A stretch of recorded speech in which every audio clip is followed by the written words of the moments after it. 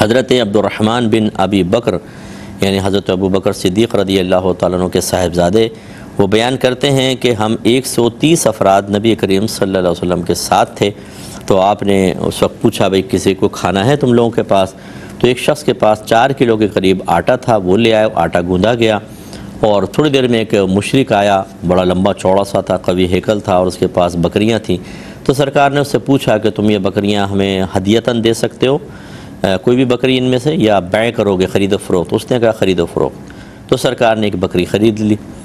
اور راوی کہتے ہیں کہ جب اس کو ذبح کیا گیا تو اس کی کلیجی کا ایک ایک ٹکڑا نبی کریم نے ہر صحابی کو دیا، اور تقریباً 130 تھے،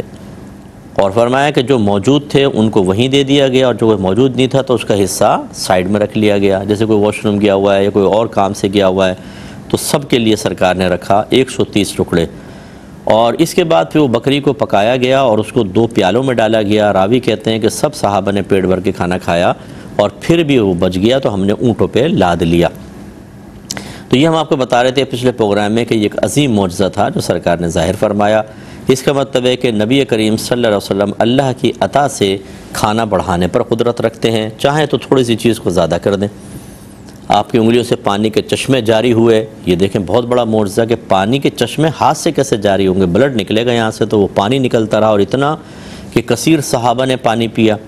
اسی کو معجزہ کہتے ہیں۔ اور اللہ تعالیٰ یہ اپنے نبیوں کے ذریعے ظاہر فرماتا ہے، اور جو بھی سامنے مد مقابل ہو، کوئی بھی انسان ہو، اس کی مثل لانے سے عاجز رہتا ہے۔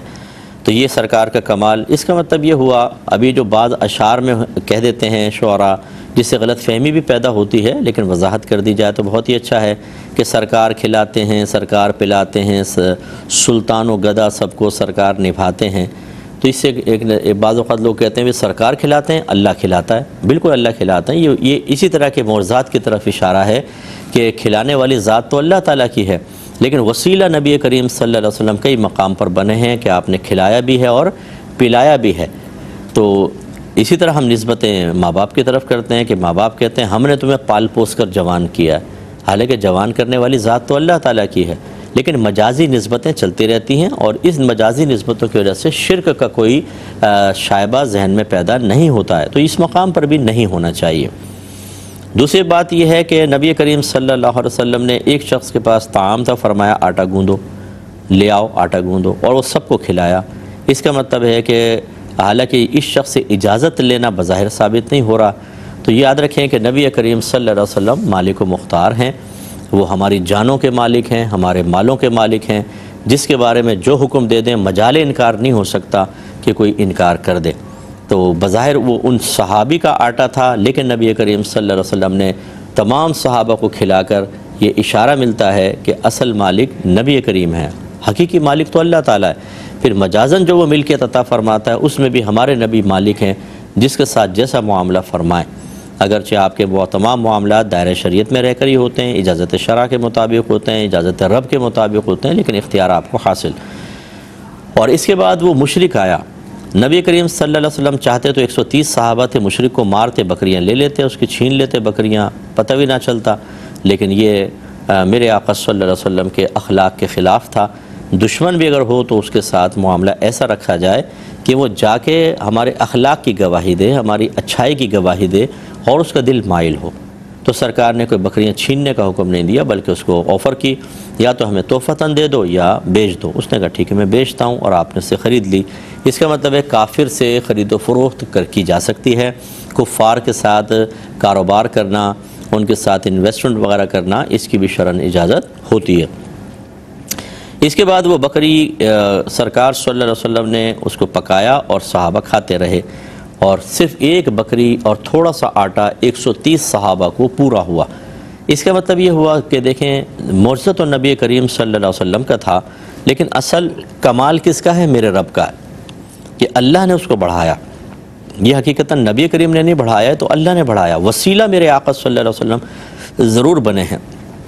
تو اس سے ایک نتیجہ یہ نکلتا ہے کہ اللہ تبارک و تعالی وسائل اور ذرائع کا محتاج نہیں ہے، یہ ذہن میں رکھیے۔ اگر ہم سنتے ہیں، اللہ نے بظاہر ذریعہ کان بنایا، اگر اللہ چاہے تو ہماری آنکھیں سنیں اور ہمارے کان دیکھیں اور ہماری ناک بولے اور ہم ہاتھوں سے کھانا شروع کر دیں کہ ہاتھ میں رکھیں اور وہ جسم میں چلا جائے۔ اللہ تعالیٰ ان ذرائع کا محتاج نہیں ہے، تو اللہ تعالیٰ چاہے تو ایک وقت میں تھوڑی سی چیز کو بہت زیادہ کر دے، چاہے تو بہت زیادہ کو بہت ہی کم کر دے۔ اس قادر مطلق کی قدرت کو سمجھنے کی بہت ضرورت ہے، اور یہی جنت کے اندر ہوگا کہ جب ہم کوئی چیز کھا لیں گے تو جنت کی نعمتوں میں فنا نہیں ہوگی۔ اگر ایک جنتی پھل کھائے گا، جیسے کھائے گا پھر پورا ہو جائے گا، کھائے گا پھر پورا ہو جائے گا، کھائے گا پھر پورا ہو جائے گا، چھوڑے گا تو شاخ میں جا کے لگ جائے گا۔ ایسے جنتی پرندے بھن کر آئیں گے، وہ کھائے گا، جب کھا چکے گا وہ دوبارہ زندہ ہو کے دوبارہ اڑنے لگ جائیں گے۔ تو یہ بظاہر کوئی ناممکن چیزیں نہیں ہیں، اللہ تبارک و تعالیٰ کی قدرت بڑی کامل ہے، لیکن چونکہ یہ چیزیں عام طور پہ ہماری نگاہوں کے سامنے نہیں ہو رہی، اس لیے ہمارا ذہن فوراً انہیں قبول کرنے کے لیے تیار نہیں ہوتا ہے۔ لیکن اللہ تعالیٰ اس قسم کے معجزات دکھا کر ثابت فرما دیتا ہے، جیسے نبی کریم کے 5 انگلیوں سے پانی کے چشمے جاری ہونا۔ یہ ایک جیسے روایت ہے حضرت عمر فاروق رضی اللہ تعالیٰ عنہ غالباً اس کے راوی ہیں، وہ کہتے ہیں ہم ایک غزوے میں تھے تو بہت سارے صحابہ تھے، کوئی بھوکے پیاسے، جانور ہمارے پیاسے، بہت سے جنبی تھے، ان کو غسل کرنا تھا، بعضوں کو وضو کرنا تھا، مشکیزیں خالی ہو گئے تھے، تو میں سرکار کی خدمت میں آیا اور میں نے عرض کیا رسول اللہ کہ یہ معاملہ ہے، تو سرکار نے فرمایا کہ تمہارے پاس کوئی پانی ہے تھوڑا بہت برتن میں تو لے کر آؤ۔ تو کہتے ہیں ہم ایک برتن میں پانی لائے جو اس کے پیندے میں تھا، بس تھوڑا سا پانی، اس میں میرے آقا نے اپنے دست اقدس رکھا اور آپ کی 5 انگلیوں سے پانی کے چشمے جاری ہو گئے اور وہ پانی باہر چھلکنے لگا۔ تو راوی کہتے ہیں کہ جنہوں نے پینا تھا انہوں نے پیا، جنہوں نے مشکیزیں بھرنے تھے بھرے، برتن بھرے، جانوروں کو پلایا، جس نے نہانا تھا نہایا، جس نے وضو کرنا تھا وضو کیا، اور پانی ایسے ہی جاری رہا۔ اور جب ہم نے کہا رسول اللہ بس، تو آپ نے دست اقدس نکالا، جتنا اس میں برتن میں پہلے پانی موجود تھا اب بھی موجود تھا۔ اب یہ کس نے زیادہ کیا؟ میرے رب نے ہی کیا نا، اور انگلیوں سے پانی کا نکلنا کس قدر حیرت انگیز چیز ہے۔ اس کا مطلب ہے اللہ تبارک و تعالیٰ یہ جو وسائل اور ذرائع بظاہر قائم کیے گئے ان کا محتاج نہیں ہے۔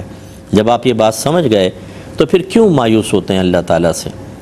جب وہ ذرائع کا محتاج ہی نہیں ہے تو بعض اوقات ہم پہ قرضہ چڑھ جاتا ہے تو ہمیں بظاہر کوئی ذریعہ نظر نہیں آتا، تو ہم اللہ تعالیٰ کے بارے میں بھی سوچنے لگ جاتے ہیں یار اللہ تعالیٰ کیسے کرے گا، یہ تو بظاہر کوئی ہے ہی نہیں، نہ کوئی دوست دینے والا، نہ کوئی مال وغیرہ ہے، مانگ مانگ کے تو سارے ہم سے بھاگ گئے ہیں، اب تو کوئی قرض بھی دینے کے لیے تیار نہیں، تو اللہ کیسے کرے گا؟ تو ہمیں اللہ کے بارے میں بھی شبہ پیدا ہو جاتا ہے، حالانکہ وہ بڑی قدرت کاملہ والا ہے، وہ وسائل کا محتاج نہیں، وہ چاہے تو چٹکی میں آپ کے سارے مسائل کو حل کر دے۔ اس کا مطلب یہ ہوا کہ اللہ تعالیٰ سے مایوس نہیں ہونا چاہیے، اس کی قدرت کاملہ پر کامل توجہ رکھنی چاہیے۔ اس سے ہمارے وہ بھائی بہن درس حاصل کریں کہ جو فوراً تھوڑی سی دعائیں مانگیں گے، جب دعا قبول نہیں ہوگی تو اللہ سے مایوس ہو کر چلے جاتے ہیں مخلوق کی طرف، عاملین کے پاس چلے جائیں گے، جھوٹے قسم کے عاملین، بے عمل عاملین کے پاس، یا بعض مزارات پہ چلے جاتے ہیں اور وہ سوچتے ہیں کہ فلاں مزار پہ حاضری ہوگی تو یہاں میرا مسئلہ حل ہو جائے گا۔ یعنی اللہ تعالیٰ گھر میں مسئلہ حل نہیں کرے گا، وہاں کرے گا۔ اگرچہ جانا میں منع نہیں کر رہا ہوں کہ آپ مزار پہ اگر بادب حاضری دیتے ہیں اور کوئی خدا نخواستہ آپ نے خلاف شرع فعل کا ارتکاب نہیں کیا ہے، اس قصد و ارادے سے کوئی گیا کہ یہ اللہ کے جو حسن ظن ہے کہ جو مزار میں صاحب مزار ہیں یہ اللہ کے مقبول بندے ہیں، اور جہاں اللہ کے مقبول بندے ہوتے ہیں وہاں رحمتوں کو نزول ہوتا ہے، تو چلو قریب کھڑو کر دعا مانگوں گا اپنے اللہ سے تو اللہ تعالیٰ میرے مسئلے حل کرے گا۔